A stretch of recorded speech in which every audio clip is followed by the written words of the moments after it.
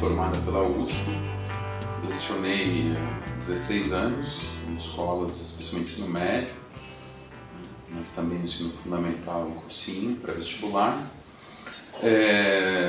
Sou militante feminista, militante LGBT, sou também uma mulher transexual, uma mulher lésbica. São Paulo é a cidade que eu cresci, né? E acho que uma formação que todas as pessoas paulistanas têm, aquela coisa de ter que amar a cidade, todo aquele discurso ideológico que vem e tal, mas ao mesmo tempo eu gosto muito de praia, né? E eu acho triste São Paulo não ter praia, eu acho muito triste os rios poluídos, é uma coisa, é uma chaga da cidade que acho que cria uma áurea negativa, né? E eu moro no centro, eu acompanho a pobreza diária ali, a miséria de quem está nas piores situações. É interessante você ver São Paulo, você vê várias cidades em uma, né? Das desigualdades, né? A polícia militar expulsando pessoas que ocuparam um prédio que está abandonado há décadas, e a Rede Globo poder tomar um espaço público e virar um parque para seus funcionários. A mídia contribui muito para que as pessoas tenham ojeriza da política e os mesmos permaneçam lá, seus filhos e tudo mais. A gente viu o caso clássico, chocante, da votação do impeachment na Câmara dos Deputados, né? Então não há representatividade, eu acho que há um grito por representatividade. Nossa existência como seres sociais é uma existência política, desde a roupa que a gente escolhe para sair, a maneira como a gente trata as pessoas. Então, assim, é uma condição da gente. Como você diz, né, não gosto de política, você está tomando uma decisão política, é a mesma coisa. Mas eu já sempre tive interesse em política desde criança. Minha família sempre foi muito politizada, coisa de leitura vem do meu pai, né, lá em casa de biblioteca. E sempre me interessou poder fazer algo que me transformasse a sociedade. Nunca fui conformada. E eu tenho uma memória de infância lá em Minas, na cidade da minha mãe, lá em Carmo do Rio Claro, a gente tem um sítio lá, né? Eu lembro, era pequenininha, eu soltei assim, eu falei, eu não sei se eu quero ser presidente dos Estados Unidos ou prefeita do Carmo do Rio Claro. Então a ânsia por fazer filosofia, na minha época não tinha ensino de filosofia no ensino médio, era de ter um conhecimento, ter um saber para poder chegar na política e fazer algo. Eu sempre fui político nos espaços que eu ocupei. Sempre tinha um sentido político, e não esse sentido político partidário, porque política não se resume a partido, né? Assim como a política não se resume a política institucional. O feminismo para mim não é apenas a luta por direitos iguais. Alguns deles até são assegurados, né, na lei, na Constituição, e não são assegurados na prática. Mas o feminismo para mim é uma nova perspectiva de mundo e de sociedade, de relações humanas, da maneira como a gente lida com o nosso entorno. O feminismo é uma proposta de uma perspectiva de transformação radical da sociedade, uma sociedade que se torne mais afetiva, mas uma sociedade também que consiga ter um olhar para além das relações de poder, né? Para pegar um exemplo bem simples, não basta uma mulher ascender dentro de uma empresa se o comportamento dela reproduz o comportamento dos homens, no sentido da competição e de uma série de coisas dentro da ordem estabelecida. Então o feminismo passa a ser, inclusive, a construção de discursos de uma perspectiva das mulheres, sempre no plural. O feminismo respeita as mulheres e não a mulher, que a mulher é a invenção do homem. Eu resolvi sair candidata a vereadora, evidente, né, para lutar por questões LGBT, especialmente as bandeiras das pessoas transexuais, né, o T da sigla, que diz respeito à identidade de gênero, né, e especialmente para mulheres lésbicas e bissexuais, ou, portanto, no campo da orientação sexual.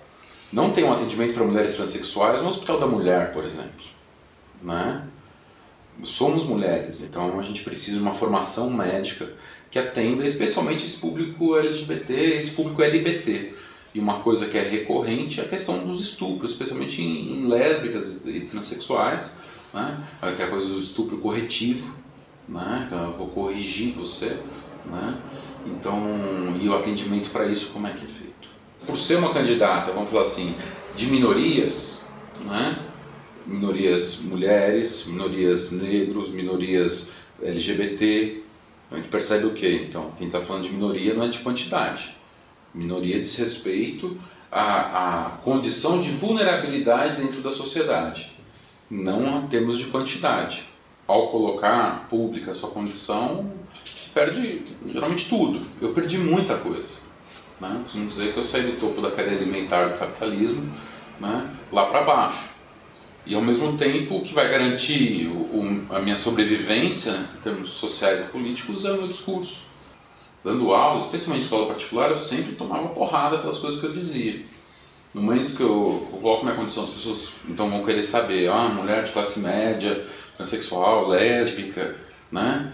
E aí, quando começam a me ouvir, eu começo a problematizar isso, ou explicar isso do ponto de vista político, público. Novamente, né? Não sou eu, sozinha, dentro de todo o meu esforço meritocrático, que cheguei nesse lugar. Não, tem um momento histórico para que pessoas como eu apareçam, e eu não sou a única.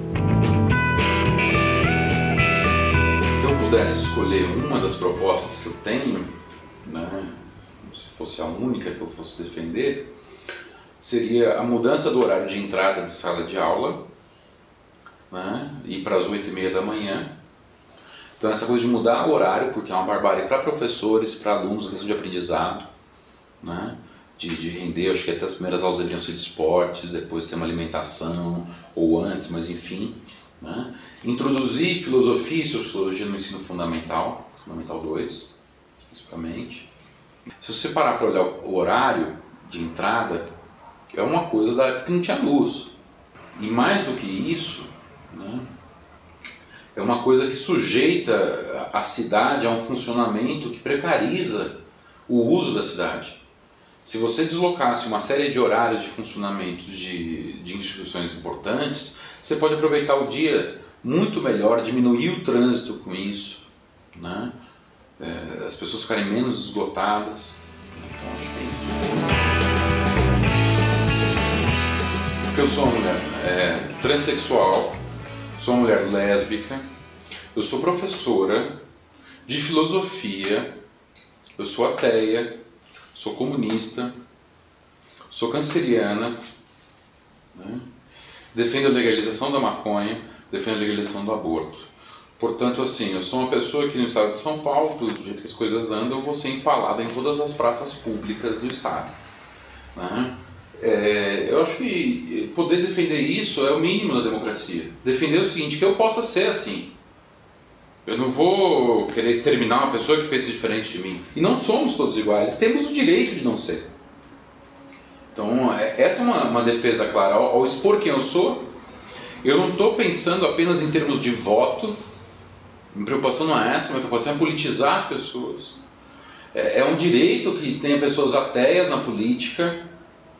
Né? Por exemplo, eu sou ateia, mas uma das minhas bandeiras de defesa é com relação às religiões de matriz africanas que estão sendo perseguidas e caçadas, seus terreiros destruídos. Sabe, que as pessoas possam existir do jeito que elas acreditam, do que elas pensam. Eu sou a professora Luísa Pulpiter e esse foi mais um episódio da série Mulheres na Política para os Somos Todos Feministas.